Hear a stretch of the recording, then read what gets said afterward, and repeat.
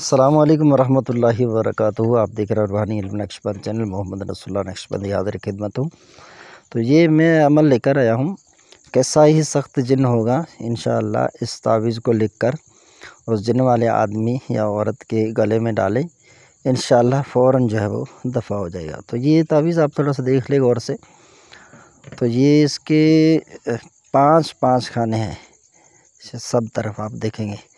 तो इसको आप पुर करें। इसके चाल अगर आपको समझ में आ जाए तो फिर चाल से लिखें। अगर चाल समझ में नहीं आता तो फिर आप जिस तरह आपको मयस्सर हो आप इस तवीज़ को लिखें और उसके गले में डालें। चाल की कैद नहीं है इसमें, इंशाअल्लाह मुफीद होगा।